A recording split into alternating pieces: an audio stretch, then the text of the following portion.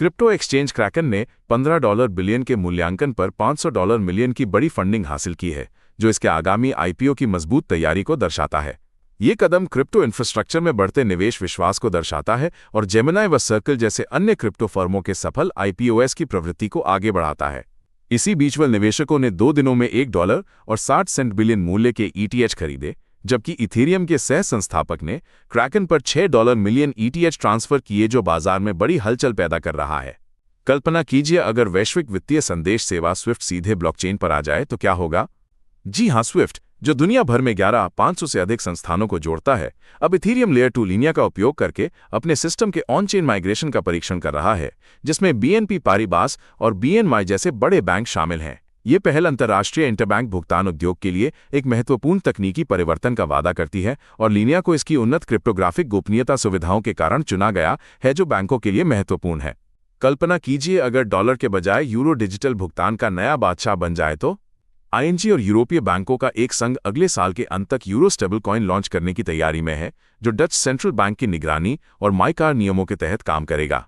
ये कदम डॉलर प्रभुत्व वाले स्टेबलकॉइन बाजार को एक यूरोपीय विकल्प देगा, जिससे तेज और कम लागत वाले भुगतान संभव होंगे और यूरोपीय भुगतान क्षेत्र में रणनीतिक स्वायत्तता बढ़ेगी। क्या आप जानते हैं कि एक बड़े नियामक फैसले ने एक्सआरपी को सीधे मुख्यधारा के वित्तीय बाजार में धकेल दिया है, जिससे निवेशकों के लिए नए द्वार खुल गए हैं। अमेरिकी एसईसी ने व्यापक डिजिटल एसेट लिस्टिंग को मंजूरी दी है, जिससे एक्सआरपी अब नास्डैक सूचीबद्ध क्रिप्टो ईटीएफ का हिस्सा बन गया है। ये डिजिटल संपत्ति के लिए एक ग्रीन सिग्नल है, जो अन्य क्रिप्टो करेंसी के लिए भी मुख्यधारा के वित्त में प्रवेश का रास्ता खोल सकता है, ठीक वैसे ही जैसे किसी नए हाईवे पर टोल बूथ खुलने से आवाजाही आसान हो जाती है। क्रिप्टो दुनिया में एक बड़ी खबर है। एथीना प्रोटोकॉल का टोटल वैल्यू लॉक्ड यानी टीवीएल अब $15 अरब के करीब पहुंच गया है। ये वृद्धि बड़े संस्थागत निवेश के कारण हुई है, जो यूएसडीई स्टेबल कॉइन के विस्तार और यूएसडीटीबी जैसे नए उत्पादों के विकास में मदद करेगा। एथीना की डेल्टा न्यूट्रल हेजिंग रणनीति और 6% तक का SUSD/APY इसे पारंपरिक वित्त से अलग एक आकर्षक विकल्प बनाता है। क्या आप जानते हैं कि एक प्रमुख बिटकॉइन माइनिंग कंपनी ने अब आर्टिफिशियल इंटेलिजेंस और हाई परफॉर्मेंस कंप्यूटिंग के क्षेत्र में एक विशाल कदम उठाया है। साइफर माइनिंग ने फ्लूइडस्टैक के साथ $3 बिलियन का 10 वर्षीय HPC कोलोकेशन समझौता किया है, जिसे गूगल के $1.40 बिलियन के निवेश से मजबूत समर्थन मिला है। ये ऐतिहासिक डील AI और HPC के बुनियादी ढांचे में एक बड़ा निवेश दर्शाती है, जो भविष्य की तकनीकी प्रगति के लिए महत्वपूर्ण है, जैसे कि ब्लॉकचेन खुद एक बुनियादी ढांचा है। क्रिप्टो की दुनिया में एक बड़ा बदलाव आ रहा है, जो विकेंद्रीकरण के मूल सिद्धांत को हिला सकता है और आपके लेन देन के मायने बदल सकता है। स्टेबलकॉइन USDC जारी करने वाली कंपनी सर्कल धोखाधड़ी और विवादों से निपटने के लिए लेनदेन को पलटने की संभावना पर विचार कर रही है, ठीक पारंपरिक वित्त की तरह वापसी की सुविधा देने के लिए।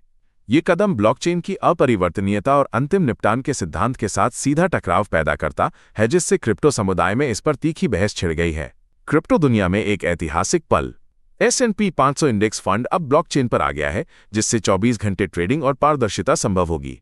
सेंट्रीफ्यूज ने कॉइनबेस के बेस नेटवर्क पर SPXA नामक पहला अधिकृत S&P 500 इंडेक्स फंड टोकनाइज्ड संस्करण लॉन्च किया है, जिसे S&P डाउ जोन्स इंडेक्स से लाइसेंस मिला है। ये कदम पारंपरिक वित्तीय बाजार के सबसे बड़े बेंचमार्क को ब्लॉकचेन पर लाता है, जिससे ऑपरेशनल दक्षता और तेज सेटलमेंट जैसे लाभ मिलते हैं, जो real world assets RWA tokenisation के बढ़ते ट्रेंड को दर्शाता है।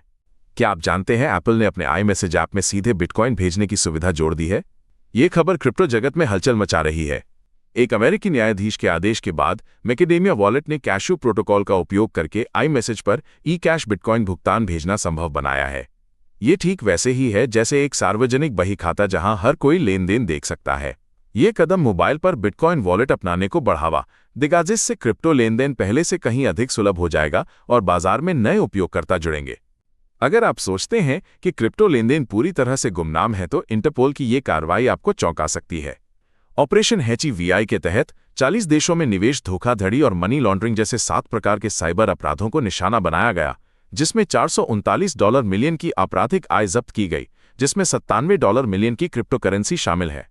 इस कार्रवाई में लगभग 400 क्रिप्टो वॉलेट फ्रीज किए गए, जो दर्शाता है कि ब्लॉकचेन की पारदर्शिता और वैश्विक सहयोग से अब अवैध क्रिप्टो गतिविधियों का पता लगाना और उन्हें रोकना पहले से कहीं ज्यादा आसान हो गया है, जैसे एक सार्वजनिक बही खाता जिसे कोई बदल नहीं सकता। क्या आप जानते हैं कि चीन की एक नई चाल वैश्विक वित्तीय प्रणाली को कैसे बदल सकती है और यह आपके निवेश को कैसे प्रभावित कर सकती है? चीन ने शंघाई में एक डिजिटल युआन हब खोला है जिसका मुख्य उद्देश्य सीमा पार भुगतान और अंतर्राष्ट्रीय व्यापार में अपनी केंद्रीय बैंक डिजिटल मुद्रा सीबीडीसी के उपयोग को तेजी से बढ़ाना है। ये कदम डॉलर के वैश्विक प्रभुत्व को चुनौती देने की चीन की रणनीति का हिस्सा है, खासकर ब्रिक्स जैसे समूह में जहां युआन का उपयोग व्यापार निपटान के लिए लगातार बढ़ रहा है। क्या आपने कभी सोचा है कि आपकी डिजिटल मुद्रा भविष्य में एआई एजेंटों द्वारा भी इस्तेमाल की जाएगी? स्टेबलकॉइन जारीकर्ता सर्कल ने क्रॉसमिंट के साथ मिलकर यूएसडीसी को और अधिक ब्लॉकचेन पर लाने की घोषणा की है, जिसका लक्ष्य मानव और एआई एजेंट दोनों के लिए अरबों उपयोगकर्ताओं तक पहुंचना है। यह साझेदारी वित्तीय दुनिया में एक नए युग की नींव रख रही है, जहां एआई एजेंटों के लिए ई-कॉमर्स और डेटा स्टोरेज में स्टेबलकॉइन का उपयोग बढ़ेगा, बल्कि अस्थिर अर्थव्यवस्थाओं में ये एक जीवन रेखा भी साबित हो रहा है।